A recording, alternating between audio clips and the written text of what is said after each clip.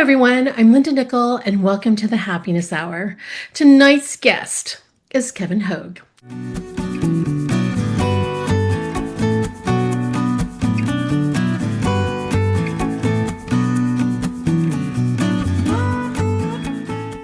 He's an avid wildlife photographer with more than 50 years behind the camera.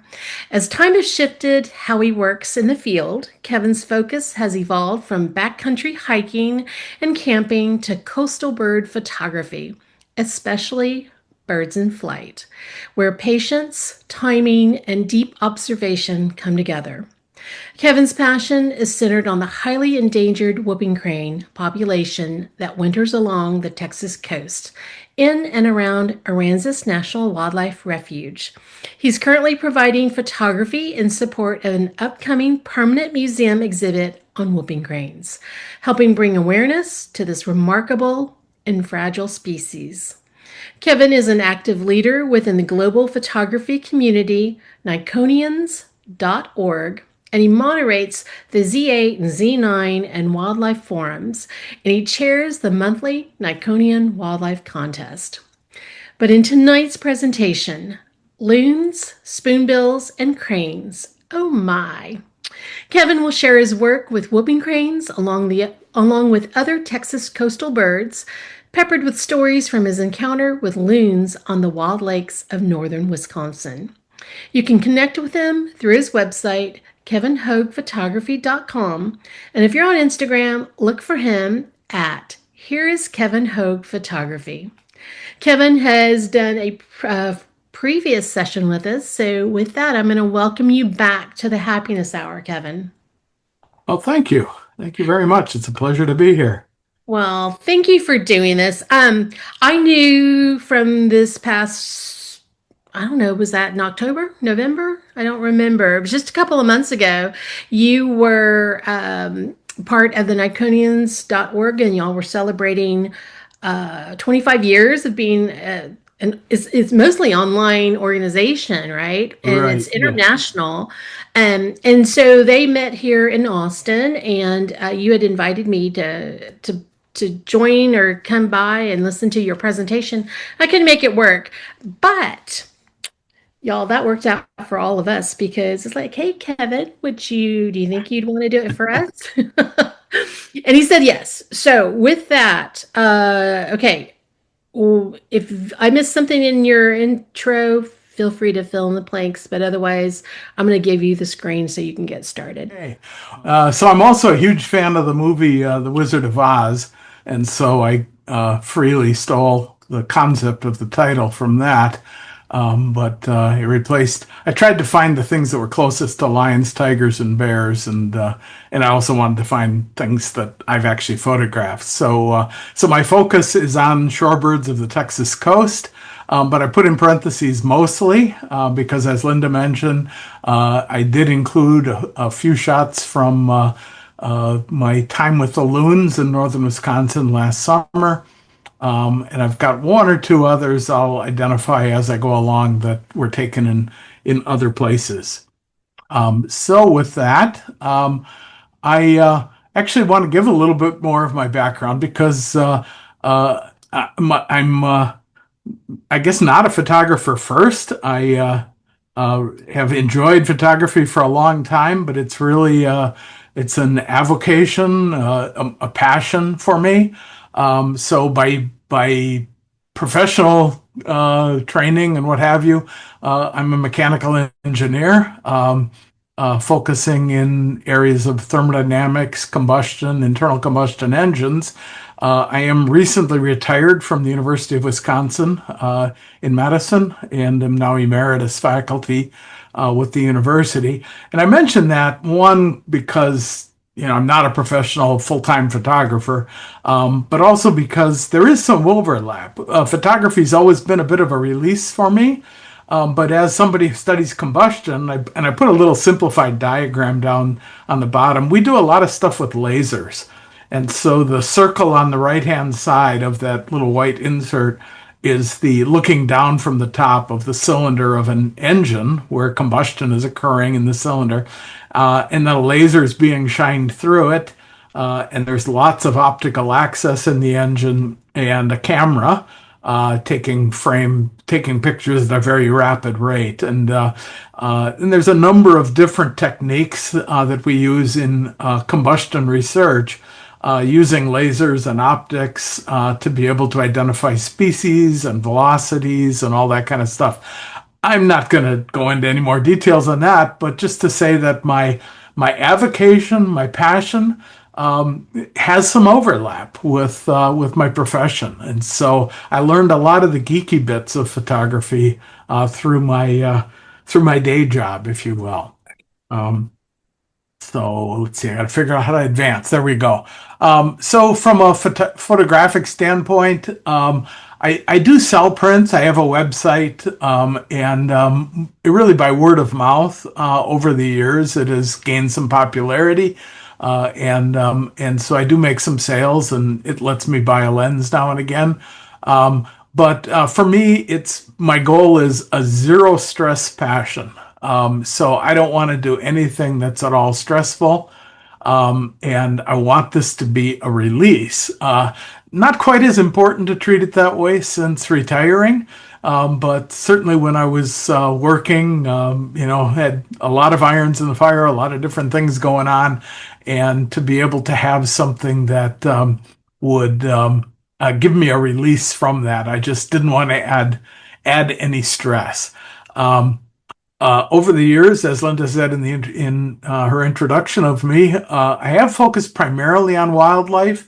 I've done a fair bit of automotive photography, motorsports, and I used to do a lot of travel with work, and so always brought cameras along and did some level of travel photography. But my interest was primarily wildlife, and I was always interested in backpacking and camping, and used to go after big furry critters. But as with time, and really the last time I gave a presentation here was really focused on photography as we age. And I'm not going into the backcountry quite so much. And my photography has really gravitated to birding, and primarily the coastal birds. And I'll refer back in various points to kind of why that appeals. But my focus is primarily coastal birds. I'm never sure whether to. Sometimes people ask, "What do you shoot?" I don't want to be a champion of a particular brand or anything. I don't want to get into debates over who does things best. But I do mention my primary kit because it will come up in a few other things that I talk about. So, and of course, as Linda mentioned, I'm actively involved with a group called Niconians. So there's kind of a hint there that I might shoot Nikon. And I do. I shoot a Z8 and a Z9. And when I'm out in the field, my typical go-to with birds is I like to have the 800 millimeter Nikon PF. That's a phase Fresnel lens, which is remarkably light to hand hold. I do mostly handheld photography, as noted in the next bullet. And that winds up being kind of my primary lens, but of course, sometimes the birds get a little close, and some of the birds that I shoot are big. So on the second body, I'll either use a 400 millimeter prime or 100 to 400 lens as listed there. As I say, I do primarily handheld. I'm especially interested in birds in flight, and it just the reaction and what have you. They move quickly. I find that I prefer to work handheld, but I do work sometimes from a blind, and then use a tripod and with a gimbal head. But that's the minority shooting for me. So I went ahead and put my contact information next, and because I want to make a little bit of an adjustment there. My primary place where I post my photos and sell prints through and what have you is the website that's listed there, kevinlhoagphotography.com. And then I also keep a Substack page, and It's livingtosoar.substack.com. That's a fairly recent addition for me. It's really kind of a text focused uh, venue, and so I can write a bit more. I don't put as many photos, but I'll take two or three that are of specific interest, and we'll give a little bit more background and some text. I do some things on technique as well as on particular birds or particular uh, experiences. The other reason I wanted to put my contact information is so I could put this big strike through on Instagram. Linda mentioned my Instagram. I still have an account. The only reason I keep it, I would actually wipe it. But a few years ago, I did some photography of professional dance. And it's actually my way of keeping in touch with some dancers that I worked with, uh, and seeing their work and seeing their progress. So I stay on Instagram to look them up and look at what productions they're doing and things like that. I haven't posted a photograph there in over 2 years, so I would steer people away from that site if you actually want to see any of my work. Um, and Linda mentioned the next bits, the Niconians.org. This is an international group currently managed from Germany, but has people from all over the world. We've been around for 25 years and celebrate in 2025 celebrated our 25th anniversary. It's a site of very helpful people, both amateur and professional. It's very closely moderated and monitored, so we're especially careful about not getting disinformation, not getting uh, poor treatment of one another, things like that. We'll give people warnings. We'll delete posts. And so maybe it's a little bit too controlled for some people's taste, but it makes for a very welcoming site where you can share photography as well as share technical questions and what have you. And you don't have to shoot Nikon equipment to be a member. We've got several members, quite a few members that shoot Canon or Sony or Fujifilm. Um, and I do chair. There's a monthly contest. There's several monthly contests that are run by Niconians, and I chair the wildlife contest. Um, and then the final bit there is I give another. If you're interested in following up with me on anything, if you have a question that or something that came up in my presentation, you want to follow up, I've given my email address there. I have a fairly uncommon last name, so I got to have that domain, Hoag at wisc.edu. And as emeritus faculty, we get to keep our email addresses and use them generally. So that's my email address. Before going any further, I want to give a couple of really important credits that are going to be behind the scenes on just about everything that I talk about. I would describe her as a mentor and an adventure partner, Elise Bender. I think many of you know her, professional wildlife photographer. I think her website lists her as based out of Las Vegas. She moves around a lot. She's actually currently residing in San Antonio. We met a number of years ago with a shared passion for cranes and for whooping cranes. And she knew some of the ins and outs of getting involved in getting shooting them in Texas, and we linked up, and we've been sharing that passion ever since. We go out several times a year and go and view the whooping cranes both by boat and by blind. So I definitely want to acknowledge her.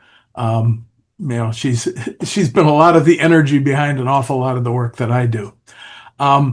Most of the pictures, whoops, I accidentally bumped the slides ahead. Most of the pictures that I'll share tonight were taken from the water at Aransas National Wildlife Refuge, which is just north of Fulton, Rockport, Texas, Lamar, Texas, but a bit north of Corpus Christi, about an hour north of Corpus Christi. And this is a protected area for whooping cranes, and of course has a lot of other birds and wildlife there as well. The best you can go to Aransas by land, and there are hiking trails and there's a driving path and what have you. But to view the birds and especially to view whooping cranes up close, you really have to go by water. And there's a couple different options, different people that run tours. I have always worked with Kevin and Lori Sims. They design and build their own boats. They work closely with the International Crane Foundation and with other researchers that have been involved in the whooping cranes. And their website is aransasbayadventures.com. Wonderful people. Their boats are designed to take only a few people and go into very, very shallow waters. And so there's a bit of an attraction there. And so that's who I've worked with all the way along in doing this. All right.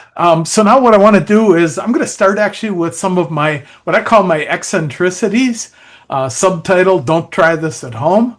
And I've got several different topics that I'm going to address that way.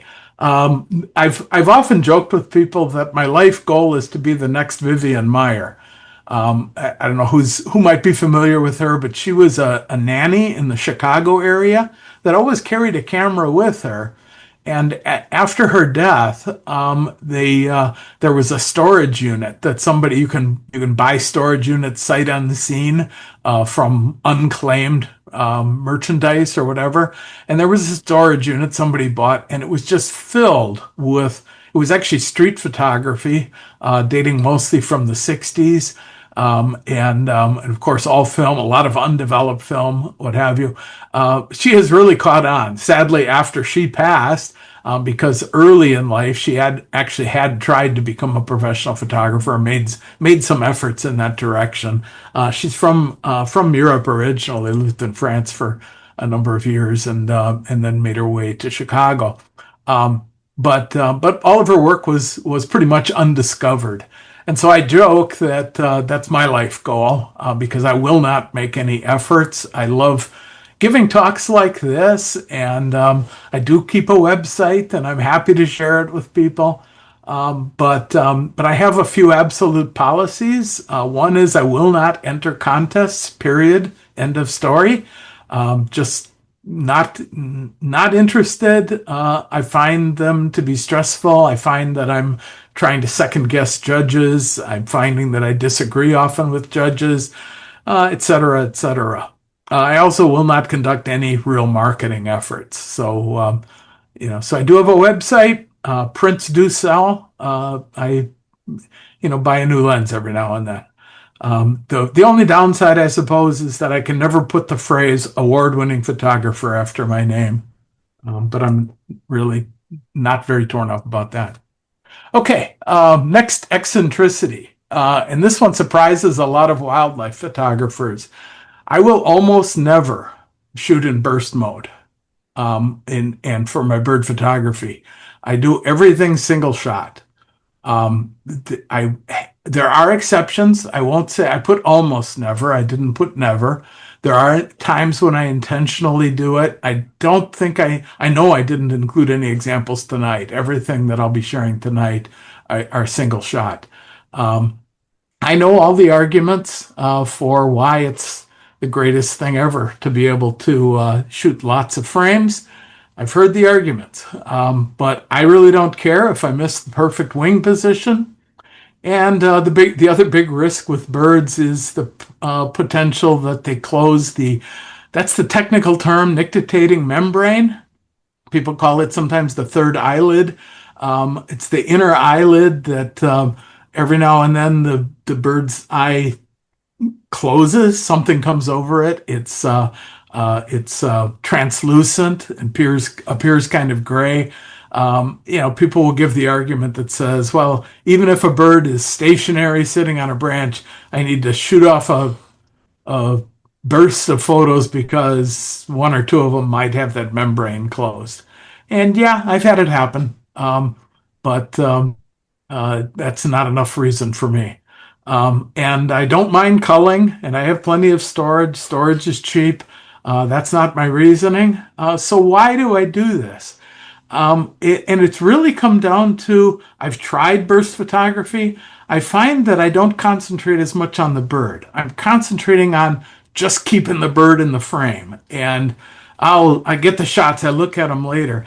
I want to watch the bird. I want to watch through my viewfinder, watch its actions, watch its movements, and try to anticipate and look for that decisive moment, to use Cartier-Bresson's phrase. I enjoy that. I want to watch the bird and then click when there's something I want to keep. So I just kind of joke at the end there. Okay, perhaps I'll miss a few shots. Oh no, the contests. But I've already talked about contests. So anyway, so I say don't try this at home. I know 99.5% of bird photographers just want more and more bursts. The more frames I can get, the better. I just prefer not to. I feel like I'm more in tune with my camera and that the shot is more me shooting a photograph than camera technology doing it. Oh, another eccentricity. I shoot aperture priority. Okay, there went my credibility, right? Among professional or serious photographers. Why on earth would I do that? Okay, I didn't always do that. I actually learned on film and I learned with a light meter. I learned fully manual. And I've been taking photographs for a long time. But it's these new cameras. And actually, it was once I went to the mirrorless camera, the new, and in Nikon's case, the new lenses have a second, not all of them, but most of the lenses for the Z mount have a programmable second ring on the camera. And lo and behold, you can program that second ring to ISO. And so what I do now is I set the camera to aperture priority, and then I program my second lens ring for ISO. And what that does is it gives me a one touch, I call it, but it's one turn. It's my lens ring. I can turn it and watch in my viewfinder the combination of shutter speed and ISO. And I turn my ISO up. Well, I'm really focusing on what shutter speed do I need, what's going to be my ISO trade-off, but it's one motion. And so I'm keeping complete track of, but I'm doing it with one move and not two. And then there's an added bonus, is that there's a feature in the Nikon cameras called quick exposure compensation. And when you're in aperture priority, the one of the control wheels on the back control wheel is quick exposure compensation, which for each individual shot lets you change the exposure if you want with just a thumb turn. And the next time you take a shot, it changes back, and so it's not locking into a different exposure, but it gives you another, which you don't get with manual. It shuts it off with manual. So it's the approach I've taken to shooting. It works really well with the Nikon. I can't speak for others, other than a good friend of mine is Russell Graves up in northern Texas, Hackberry Farms, professional photography. He's spoken on Happiness Hour in the past, so some of you know him. He shoots aperture priority, and he shoots Canon, and so he does his adjustments a little bit different than I do, but I think it's a lot the same. And he kind of does it for the same reasons. So I'm not totally alone in doing it. And so I put a little humor at the end, because one thing that happens when you're in the field and you're talking with other photographers is as soon as you start talking about it, they want to, what? You don't shoot manual? Of course I shoot only manual. And then in the very, and they're kind of already kind of thinking you're a little bit lesser of a photographer. And then in the very next question, they'll say, isn't auto ISO the greatest thing since Soft Sherman? And my response is an eye roll, because you're actually less manual than I am if you shoot manual and use auto ISO. So anyway, I'm not trying to give a sales pitch for one or the other. Just defending myself that aperture priority is a perfectly fine way to go. And when you think about it and think about how you're using the electronic controls, know your own camera brand, know how to do what you want to do there. I kind of discovered this on my own with the Nikon mirrorless, and only with the mirrorless. And when I was shooting the DSLRs, I was shooting manual and moved to aperture priority with mirrorless and with what I could do with the new lenses. Okay, let's see. I don't know if this is an eccentricity. I included it here. It's kind of, if you take the two outer bullet points, I say I'm a birder, but not a birder. And so if I go through the birder, I really love the beauty of birds. I came to it late. I haven't really paid much attention to birds for most of my time. But as I've gotten older, a lot of it was COVID, keeping me from traveling, keeping me away from motorsports events, having to pay attention to smaller things. I got really interested in birds and found that they're absolutely beautiful. And if you can catch them in different light and different wing positions and things like that, I'm just fascinated by it.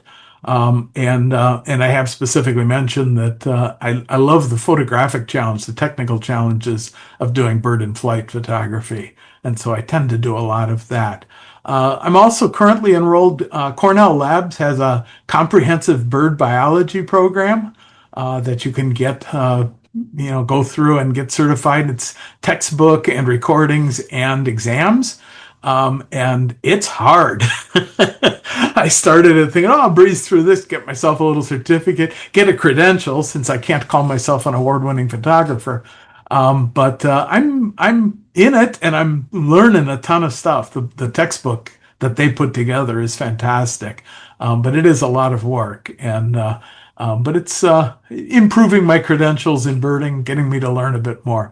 But then I say I'm not really a birder because most birders are going after increasing their, what have they seen? And people, I've heard them call it a bucket list. What birds do you all want to see before the end of your time on this planet? And I don't have a bucket list, and I'm not going to chase rare sightings. I heard there was recently, I think in the Houston area, or maybe it was Corpus, there was a bird from South America that was coming up and people were going out and looking for it. No, I never even started the car to go over there. It's just, I'm not going to chase specially for things. And then, I'm not going to do expensive workshops. Maybe I'm the only one in my family who's really interested in photography, and so it's not like I can, convince my spouse that it would be nice to do a birding vacation or birding holiday. She'll want to know where the fiber arts places are along the way. From here, what I wanted to do is talk a little bit about, I called it my perfect image. It's really a little bit of summarizing.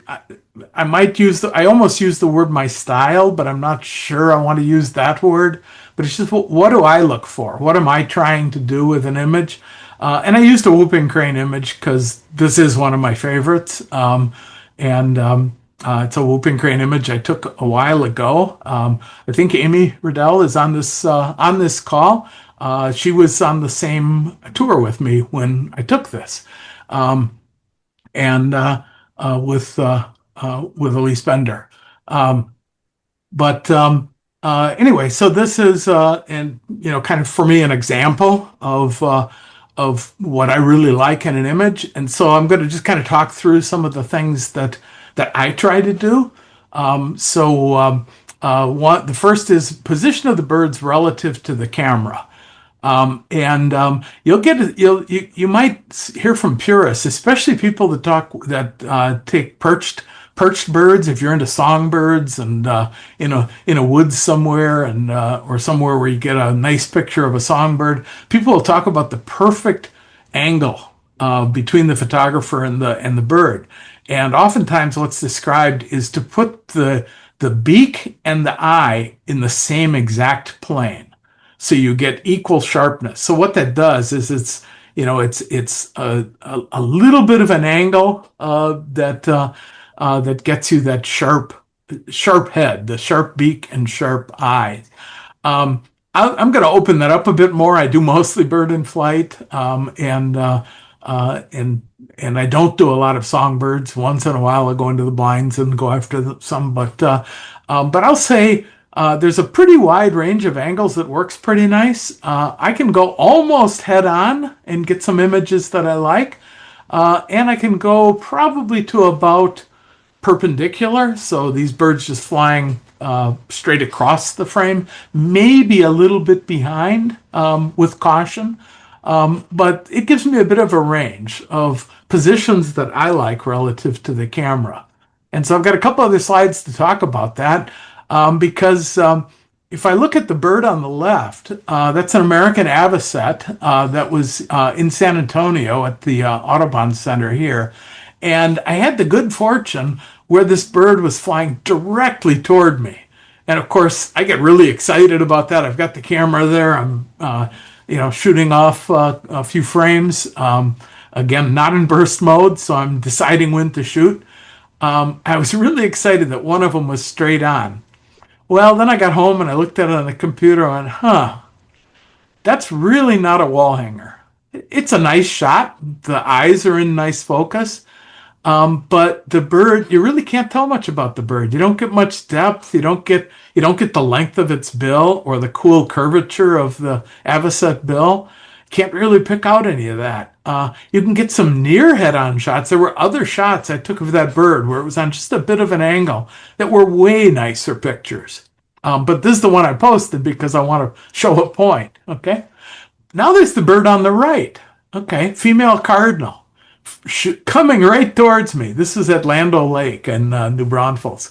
And coming right towards me. Again, I got really excited. Okay, I like this picture. And it sells. People have bought prints of it. And, well, why? The wing position's pretty cool. And you get motion. And the sharpness is right on the eyes and the beak and the mouth full of nesting materials. And so it gives the image something else. So yeah, sometimes basically my rule of thumb with birds coming straight at you is you want them to be doing something interesting. You know, not quite straight at you, tilted a little bit, carrying something like the cardinal is doing. Something else. The just straight on shot, not really so good. Okay, then I get the question. The easiest bird in flight shot to take is what we call the butt shot. Okay, you can get tons of butt shots. Okay, because we're the photographer. We move towards the bird. We want to get as close as we can. The bird's gonna fly, and the bird's gonna fly away from you. Not always, depending on if there's a strong breeze. They like to fly into the wind. They might fly towards you, but oftentimes it's away from you. So can it ever work? Okay. Well, this northern flicker, I almost put into the rubbish bin, but then I liked it. There was something about it, and I actually put it on my website. It's fairly new. I don't know if it'll sell. I'm not really in it for the sales, but it is a measure that says, do other people like it? I liked the wing positions, beautiful wings, beautiful underside of the wings, and an absolute key if you're ever going to make a butt shot work is you've still got to be able to see the head and see the eye. Now maybe somebody can prove me wrong and show me a beautiful butt shot that's really just amazing tail feathers or something, and I won't disagree that that's possible. But the fact that it's on a little bit of an angle and you can still see its beak and its eye is pretty appealing. And so I just put this one out here with maybe it works. I like this particular image. Okay, so a few other things. Head position relative to the body and the wings. Okay. The first two birds, the mom and the dad, and with whooping cranes, you can't tell which is which. But the two white birds are the mom and the dad, and the brownish one or caramel color is a colt.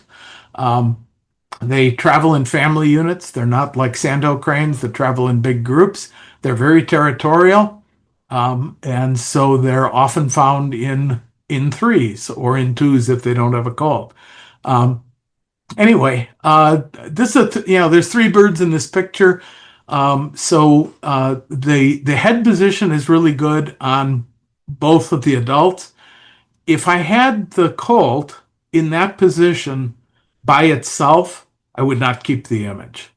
Okay, you can still see the head. The eye is, well, with the three birds, I'm not sure the eye is exactly tack sharp. But if it was a single bird, the eye was tack sharp, I could pick out the head. I'd maybe be kind of excited about it, but that's not a good head position. I want that head separated from both the wings and the body. So something I look for. I'll never say that you can't ever make other things work, but that's something I look for. Then there's wing position. I put it with a question mark. I think the most attractive wing position generally is the closest bird here, the one kind of in the front.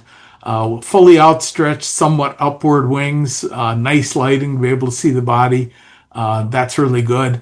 Neither of those other wing positions, if I had either of those birds by themselves, I probably wouldn't keep the image, or if I kept it, it would be in the back of my files. But I did put a question mark there because their birds are, depending on the bird, there's a lot of muscles and a lot of different bones in the wings, and they can do some pretty fascinating things with their wings. And you'll see some of that in some of the later shots that I show. But there are some other positions that can be really neat. So I do leave that one kind of open. With multiple birds, I really want separation. I don't quite have it on this. The two adults, the beak of the closest bird is just touching the next bird. If I had my druthers, that bird would be just a little bit further back, so there'd be some separation. I really don't want to have birds clumped together. So I go for the separation. But there are, these are my rules, and my own rules, like any other photographer's rules, are made to be broken. So I put in parentheses, sometimes aesthetically pleasing overlap.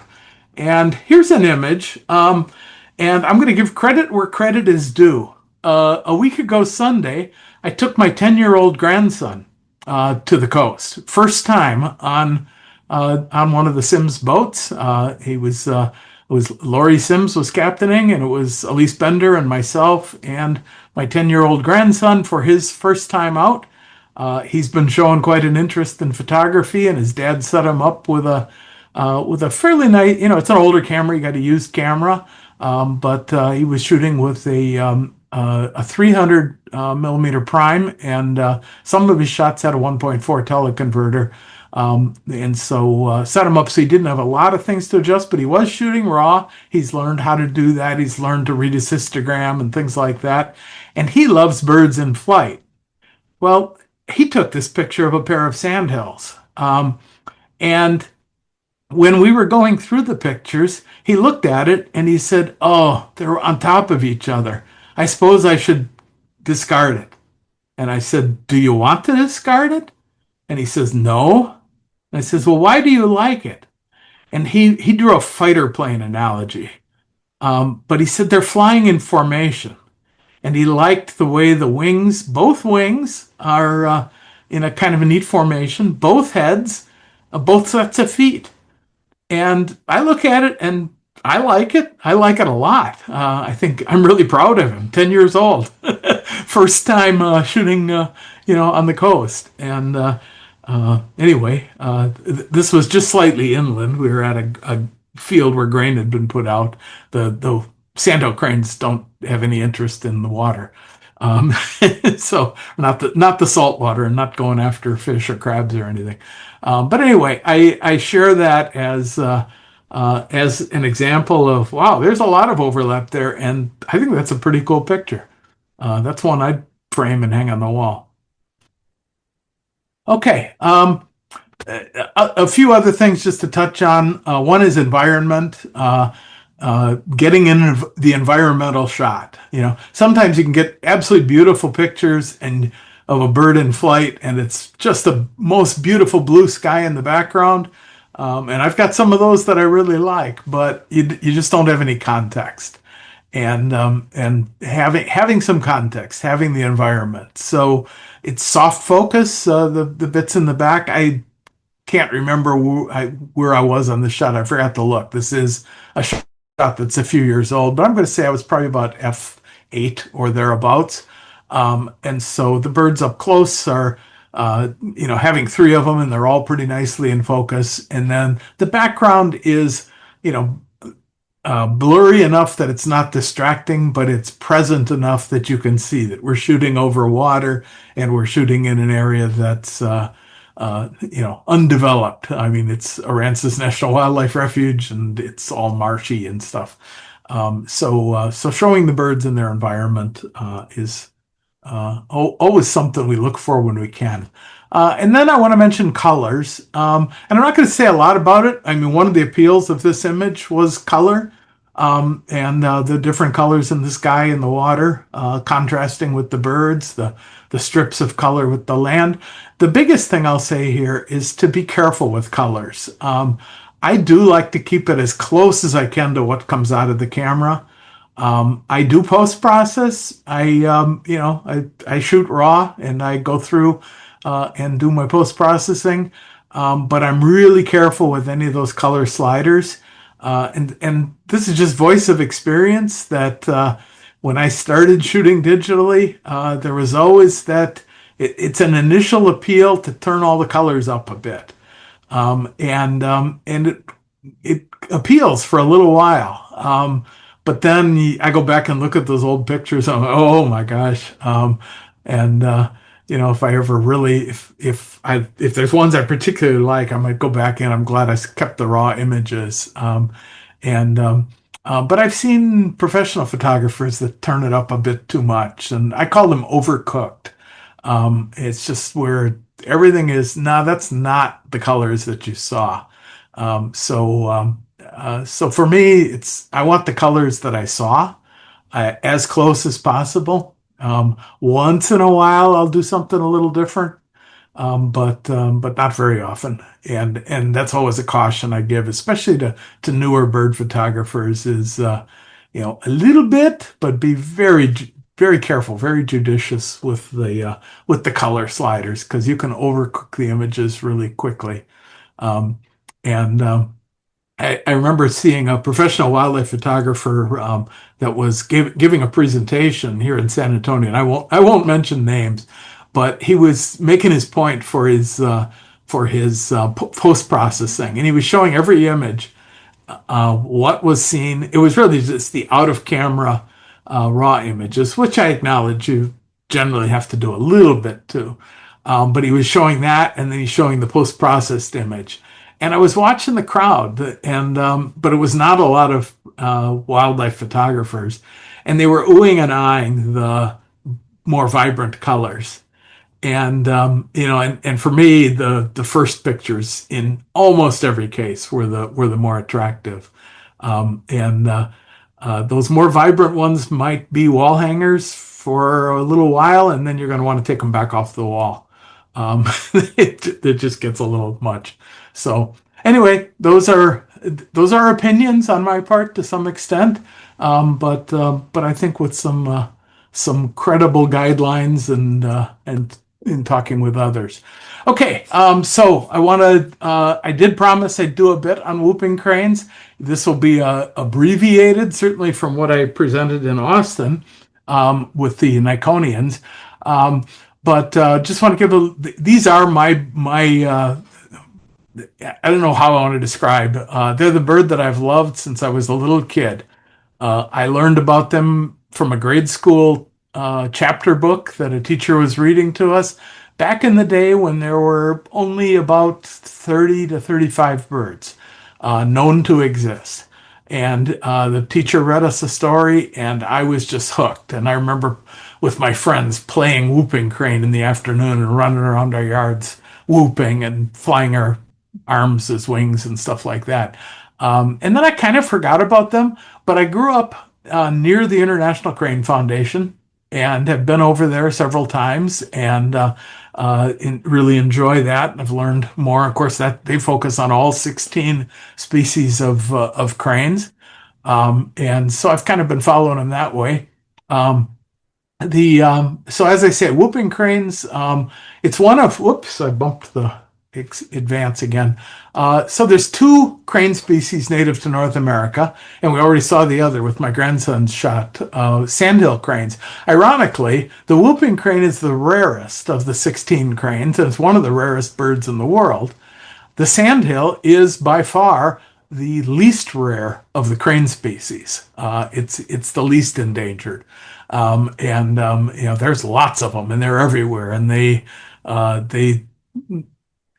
they're starting to live in neighborhoods. People are starting to see them on their city streets and stuff. So we have two species in North America, the rarest and the least rare. So as I said, the whooping crane, it's probably one of the animals that's come closest to extinction, but has come back with a cautious success story. Um, at its lowest, there were fewer than 20 birds known to exist and only two known mating females. That was in the 1940s. It started coming back. Now, in the 1940s is when we started protecting in the U.S. with we knew where their wintering grounds were. The only place where they were still found is Aransas National Wildlife Refuge, and it became a refuge in the 1940s. And so the protection began, but by the 1960s, we were still only in the 30 some birds by the mid 60s. So it has made a bit of a comeback. It's a bit of a success story. We still consider it highly endangered, highly protected. There's about 850 birds in the world. And I say world, it is a North American species, but one portion of them is birds in captivity. So there's a summary there of the birds. There's about 500 in the original migratory population. That's been the continuous migratory population. It's where when we were down under 20 birds, it's their migratory grounds. There's an introduced migratory population running from Wisconsin to Florida. It has just under 200 birds in it. I'll talk a little bit more about that with the next slide. Then there's 50 to 60 non-migratory birds on the Louisiana coast, and those are also introduced birds. That was not an original population. And then there's about 100 in captivity. So some of those are in places other than North America. But this is mostly zoos. The Crane Foundation keeps a couple, maybe a few more. I don't know how many they have. Not going to spend a lot of time on this. And if you saw my presentation a couple of years ago here, I used this same slide, but just to give a little more on the whooping cranes. There's a shaded region that you see up in the Midwest, Minnesota, Wisconsin, the Dakotas, and up into Canada. It's like shaded with all kinds of little dots. That's the original. Back in the day, when the U.S. was first getting colonized, there were whooping cranes all through there. You'll also see shaded regions along the Carolina coast, and all along the Texas-Louisiana coast, and then down into Mexico. All of that went away as the birds approached extinction, and only the central one, the one from what's now Wood Buffalo National Park in Canada, and it's on the Northwest Territories. And which is that? Is that Alberta? Anyway, and then Aransas National Wildlife Refuge here in Texas. And so they winter here in Texas. They nest and breed and spend the rest of their time up in Northwest Canada. They take about a month to make the migration down with stops along the way. The Platte River in Nebraska, you get a lot of sightings along there. It's one of their like stopovers. It's not continuous flying when they take a month. They'll stop at various places where they can get food and water. Going back north, especially the younger birds, will take a month and a half or so. And so we know all this from tracking. A lot of the birds now have tracking devices on their legs. Um, anyway, so in the 1940s, Aransas was founded, and so we started the protection in the U.S. It wasn't until the 1950s that we even knew where those birds went in the winter, and it was actually discovered by a flyover in the early 1950s. They found the land or found the marshes where the birds winter or summer and where they breed. And it was immediately the Canadian government protected it. It's now referred to as Wood Buffalo National Park.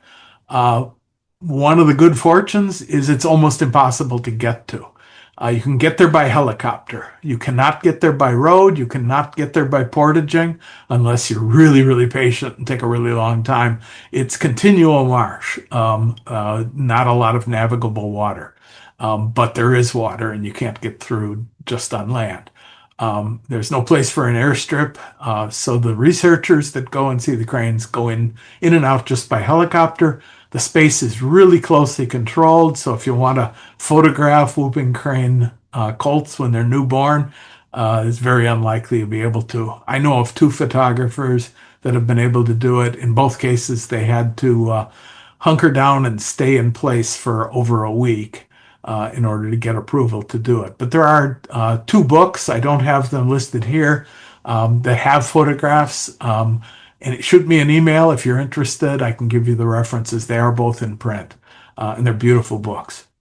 Okay, there were a couple efforts over the years to try. This is scary that this is the only migratory place, and especially when you get down and look at Aransas, that's an oil channel. There's barges with oil going through all the time, and we hate to think what would happen if there was an accident there. And any kind of disease or anything that would hit the area, it's having them only come to one relatively small area is really, there's been a lot of effort to try and expand that. The initial effort was actually the researchers take the second egg. A whooping crane, it's a really big bird. It's the largest flying bird in North America by two measures, by both height and weight. The third measure is wingspan, and the California condor beats it out on that. But it lays one egg, and then it's about a week later it lays a second egg. And because the baby grows so fast from that first egg, the parents focus entirely on it. And very seldom do they do anything for the second chick. And so the researchers will often pull the second eggs. They'll go in when they're up there, they're tagging birds, they're doing their research very carefully. The International Crane Foundation, the Canadian government are doing that. And they'll take the second eggs because the odds are very high, well over 90% that egg is going to not hatch. And they incubate them and they hatch them at the Crane Foundation. There might be another place or two where they do the hatchings. One of the things they tried to do was place eggs in a sandhill migratory area between Bosque del Apache in New Mexico and Gray's Lake National Wildlife Refuge in Idaho. And the sandhills migrate along there. And there was an experiment, I think it was in the mid-60s, of placing whooping crane eggs in sandhill nests. And wow, it looked like it was going to be successful. The sandhills were raising the whooping cranes. But hybridization is possible. And lo and behold, it was happening. There were cranes being born of there was what do you call it? I'm at a loss for words. There was interbreeding, and they got a few whooping crane sandhill hybrids and said, nope, we don't want to promote that. So that experiment died. That ended very quickly. And then back in the, how long ago was it now? 80s, maybe early 90s. We started training whooping cranes to migrate behind an ultralight. And they would teach the whooping cranes. They had an ultralight dressed up to look like a whooping crane. They had people dressed up to look like whooping cranes, and they're working with these birds that had been hatched in a in an incubator, and then they trained them to fly and led them down to Florida. And they did this for several years using an ultralight, which flies at about the right speed. And they had done enough studies of the main population that they were stopping along the way at the right amount of time in the right kind of places. Anyway,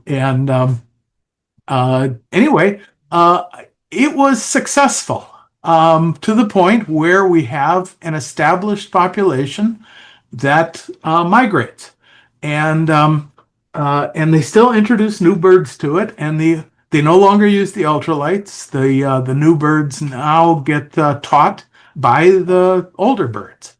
However, there has not yet been a successful breeding of that population. We do not know why. Nobody knows why.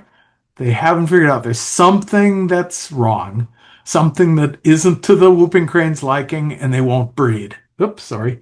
And so they still, in order to keep that one going, they're still introducing incubated eggs. So we've got some success. And as I say, there's almost 200 birds in that population now.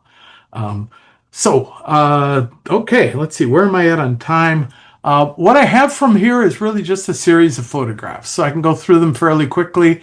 And I'm going to start with the whooping cranes. And these are all really recent photos because people have seen other of my pictures. Some people have seen other places where I've shown pictures. So this was taken a week ago Sunday when I took my grandson out. I took this picture. But when the whooping cranes come down, their favorite foods are blue crabs, which is what's shown here, and wolfberries, which is what's shown on the next slide. The wolfberries, I love this picture because there's actually two wolfberries. There's one just beyond the edge of the bird's beak, and then if you look in its mouth, there's another wolfberry partway up. I would describe wolfberries as a high energy drink, the equivalent of Red Bull or something like that, I suppose. When the whooping cranes land, they chose this area because these berries grow really, prolifically. It depends on the year as to rain and temperatures as to how many we get, but it's a favored food. And then the blue crabs are favored foods. And so how well they get fed when they come down to Texas is dependent on all kinds of environmental questions as to what the crab population and what the wolfberry population is doing. And they will eat other things. In November, when I was over there, I got this colt with a snake, and it was kind of humorous. The colt grabbed the snake and then was like looking at mom and dad and saying, "What do I do with this?" And eventually, it learned it would drop it and pick it apart. Whooping cranes, they chew up their food. They don't. Like a heron will take a crab and just swallow it whole. And once they get the snake from wrapping around their bill, a heron will swallow the snake whole. Whooping cranes break it up and chew, and with just about all of their foods.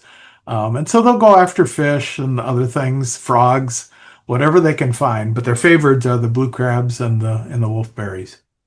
And this is another picture. This one I took last Sunday, a week ago Sunday, with my grandson, and I think it's a pretty unique picture. Everyone I've talked with in the whooping crane world, no one has ever seen this happen.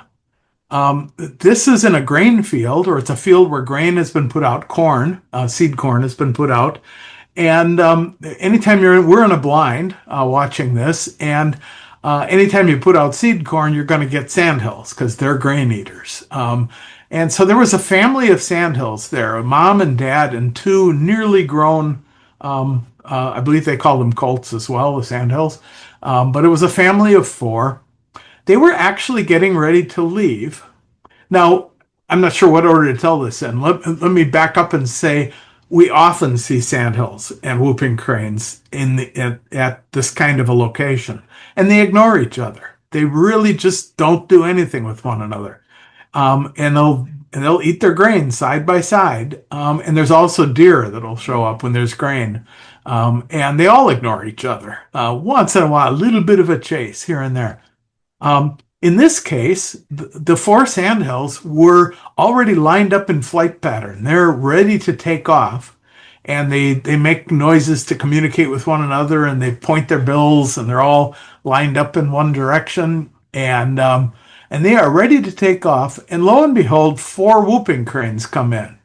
And this is one of the whooping cranes, the one that's actually in the picture here, is a really well-known bird. It's been named Husker by a researcher at University of Nebraska because its color band, which you can't really see there, it's on the left leg, is white, red, white. And that's the University of Nebraska colors, or red and white. And so it's Husker for Cornhuskers. And you see on the leg that's close up, that's a transponder. So this is a bird that is instrumented so we can track her migration and everything. We know this is a female bird. She was there with her mate. She doesn't have a colt this year. And so she also had two subadults with her.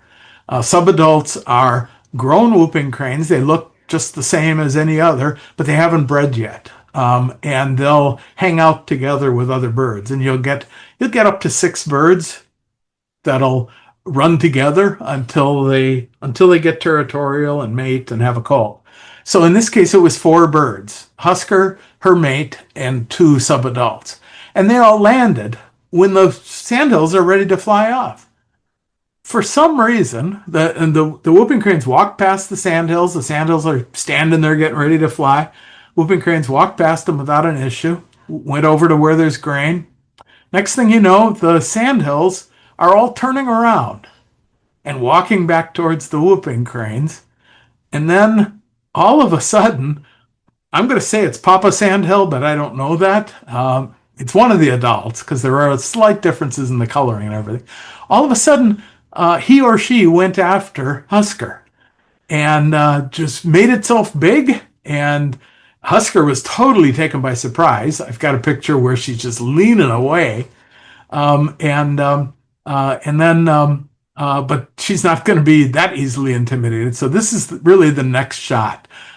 She makes herself big, and they're both jumping at each other, making their wings as big as they can, fluffing their tail feathers, jumping off the ground, everything trying to make themselves look large and intimidating. And they went at this for a while. Then it kind of died down. They're all kind of together. And then one of the other whooping cranes tried to take raise its wings and what have you at that same sandhill. And it wasn't taken at all. It started chasing, and I actually have a picture of the sandhill biting into the feathers on the back of the whooping crane. None of us have ever seen this kind of interaction. Now, I'm sure we're not the first people in the world ever to have seen it, but it's pretty rare. And I loved this picture because they're both in mid-jump, and all the other sandhills are ringside seats. The other whooping cranes are all there. They're just holding back, not getting involved. Don't want any part of this little battle. So that's a brand new picture. First time I've shown it. I did mention that I've got this Substack, which ignore the subscription stuff. If you're interested in my Substack post, go there. If you register, it does make you give your email. All that does is lets you know when I post something. And a lot of Substack users will have a higher level of content if you pay to subscribe or do a paid subscription. I don't have that, so we keep it free. But my latest post, which is up right now, is of the whole sequence of this, including the biting that occurred with the sandhill on the right and a different whooping crane. So Okay, my title had Loons and Spoonbills, so I have to touch on them. So this was taken on what we call a wild lake up in northern Wisconsin. Wisconsin and Minnesota are just filled with little natural lakes that were from glacial activity. And a wild lake is a lake that's never been developed. It's totally protected. There's no development anywhere around the lake, and you can't get into it except by a small boat that you can carry in. I went out with a retired professor, biology professor from Purdue, who's become a good friend when up in northern Wisconsin. And we got a rowboat and decided to go out onto Frank Lake, which is about a 150-acre wild lake. And there was a loon family. And when you're in a quiet little boat like that, they'll come up pretty close. So I just have a couple pictures. It was an amazing experience, but the most amazing bit was while they were right next to us, they started calling to loons on another lake, and then you could hear the other loons calling back. And when you're standing right in the middle, they have the most beautiful, eerie call. It was just amazing. And so just sitting there and watching that, and I did take a few pictures, and there's one of them getting stretching its wings. I don't think it was taking off at this point, but the takeoffs are really interesting. They need a lot of room. They you can see the feet, and loons are an interesting bird in their body structure. They're made for diving, and so their feet are placed really far back on their bodies. And it makes them very, very streamlined for diving and catching fish underwater. They can move very, very fast underwater, but they cannot walk.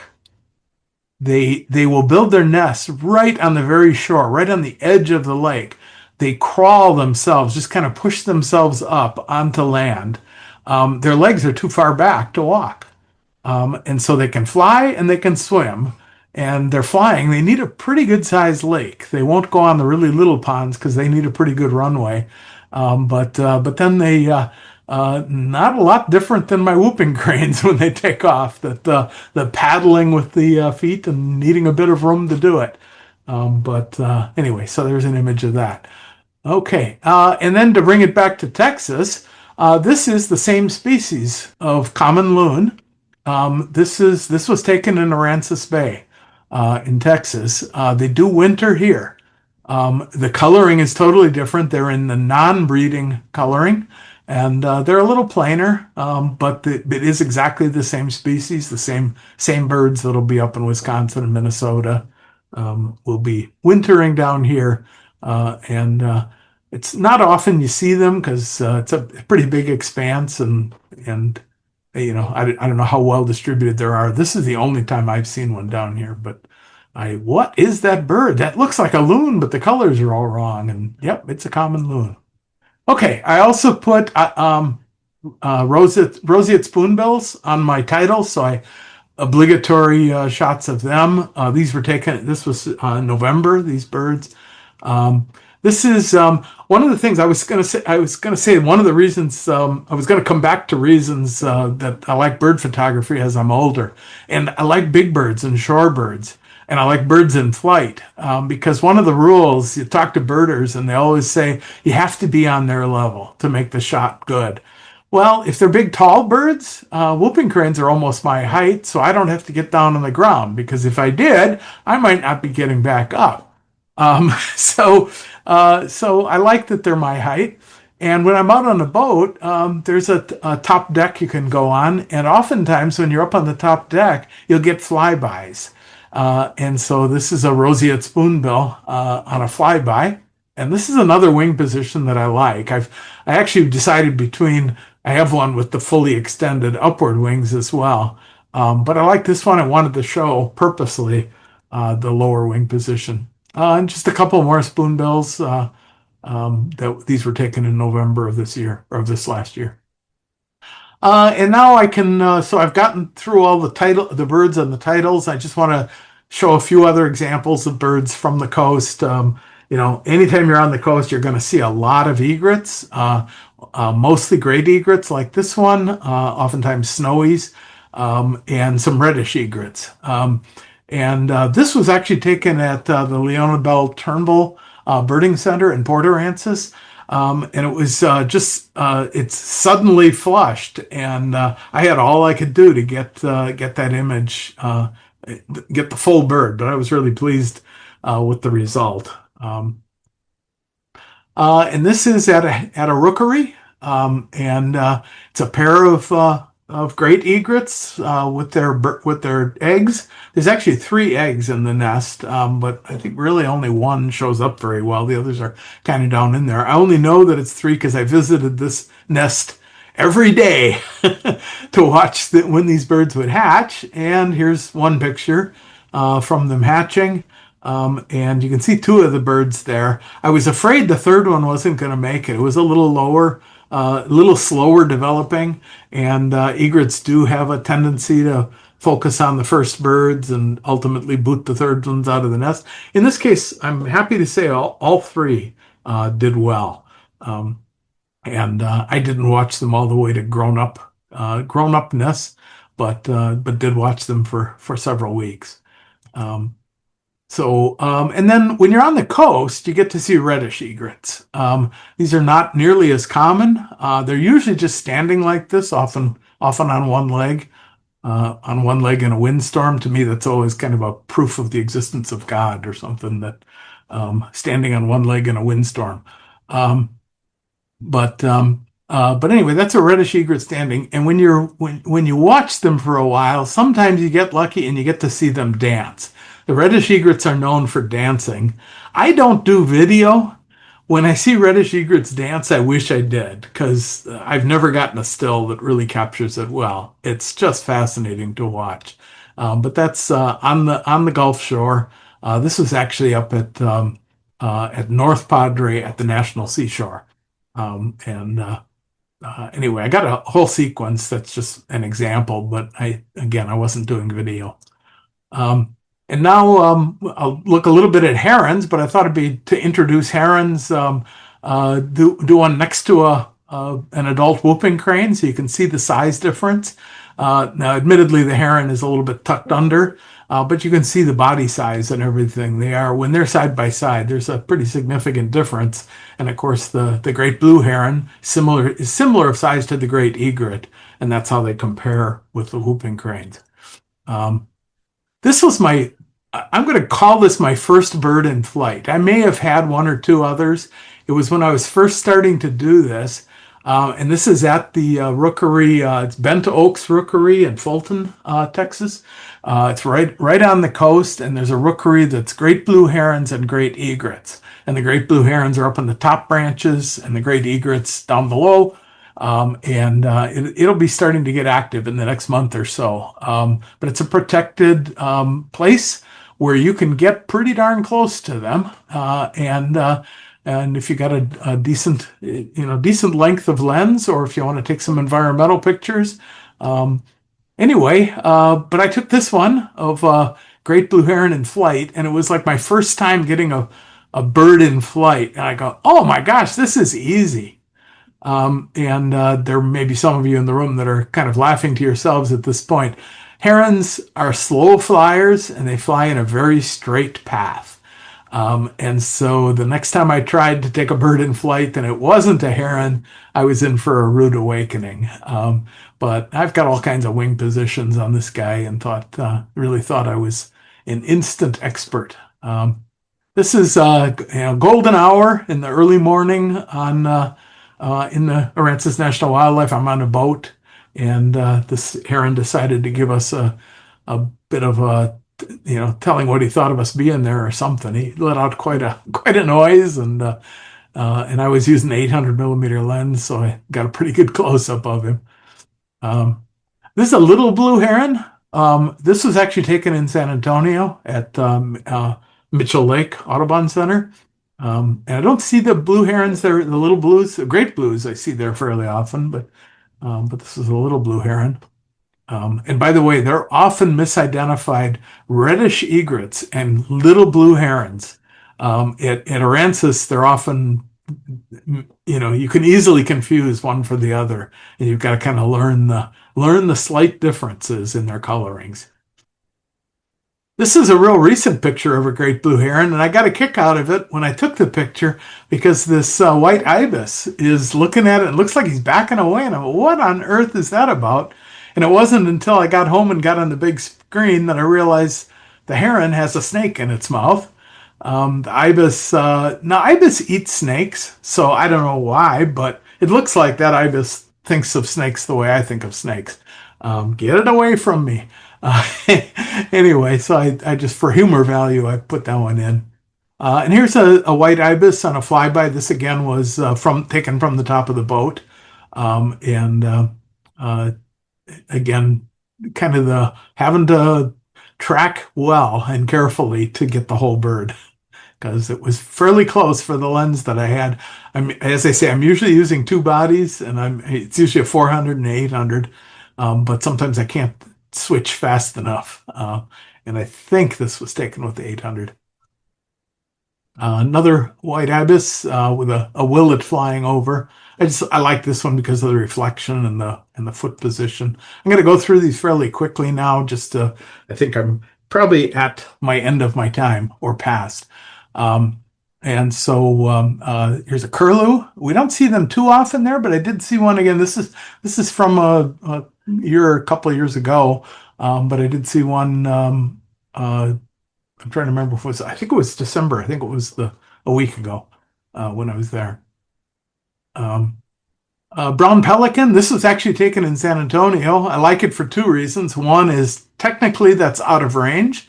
Brown pelicans are only on the coast. It's pretty rare to see them in San Antonio, but that's what I saw. And then the other reason I like this one is I love the wing positioning and the wing and tail. A lot of nice detail. Foggy day in Aransas, and just taking pictures of the pelicans. I was kind of pleased with these. Here's another that's almost a butt shot, but it's a pretty good side angle, and you get a good look with the head and the wings. Oyster catcher, with having a little confrontation with a seagull.